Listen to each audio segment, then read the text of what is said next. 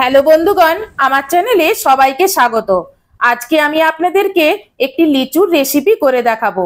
লিচু জিনিসটা এমনিতেই খেতে খুবই ভালো লাগে, ন্যাচারাল জিনিস, খোসা ছাড়িয়ে আর শাঁসটা খেতে তো খুবই ভালো লাগে।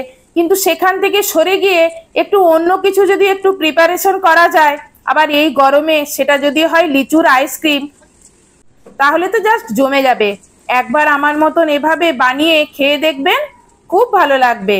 ভিডিওটা প্রথম থেকে শেষ অবধি দেখার জন্য অনুরোধ রইল। আজকের লিচুর আইসক্রিমটা আপনাদেরকে আগুনের কাছে যেতে হবে না, আপনারা ফ্যানের তলায় বসেই এই রেসিপিটা বানিয়ে নিতে পারবেন। প্রথমে লিচুর খোসাগুলো ছাড়িয়ে নিলাম। এবার ছাড়ানো লিচুগুলি থেকে লিচুর বীজগুলি আলাদা করে নেব। এবার গ্রাইন্ডারের জার নিয়ে গ্রাইন্ডারের জারে শাঁসগুলো ঢেলে দেব।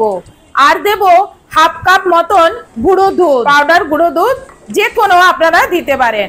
আর দেব হাফ বাটি মতন চিনি। এবার আগে থেকে জাল করে রাখা হাফ বাটি দুধ দিয়ে দেব। দিয়ে এবার ভালো করে পেস্ট করব। পেস্ট করার সময় লিচুগুলো ফাইন পেস্ট করার দরকার নেই, একটু একটু করে যেন গোটা থাকে, তাহলে আইসক্রিমটা হয়ে যাওয়ার পরে আইসক্রিম খাওয়ার সময় এগুলো মুখে লাগবে, খেতে খুবই ভালো লাগবে। এবার কাগজের কাপ নেব আর সেখানে সমান ভাগে সব ঢেলে দেব মিশ্রণটা। এবার অ্যালুমিনিয়াম ফয়েল নিয়ে ওগুলো ঢেকে দেব যাতে এখানে বরফ না জমে।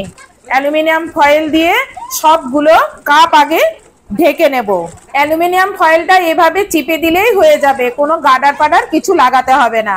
এবার এখানে ছুরি দিয়ে ছোট ছোট ফুটো করে নেব, তাহলে এখান দিয়ে কাঠিটা ঢোকাবো এবং কাঠিটা ওখান দিয়ে সোজা হয়ে দাঁড়িয়ে থাকবে। সবগুলোতে কাঠি পরানো হয়ে গেলে এবার একদিনের জন্য ডিপ ফ্রিজে রেখে দেব।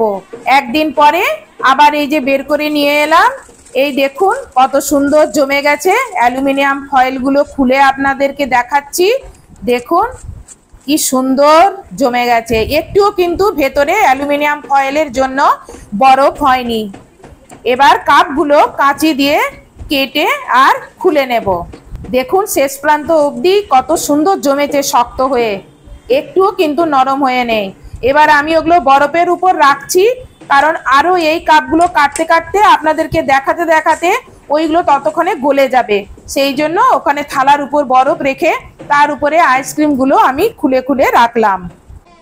এই ভিডিওটা যদি আপনাদের ভালো লেগে থাকে তাহলে ভিডিওতে লাইক করুন আর চ্যানেলে সাবস্ক্রাইব করুন নতুন নতুন ভিডিও পাওয়ার জন্য। আর আমার ভিডিওটি দেখার জন্য অসংখ্য ধন্যবাদ।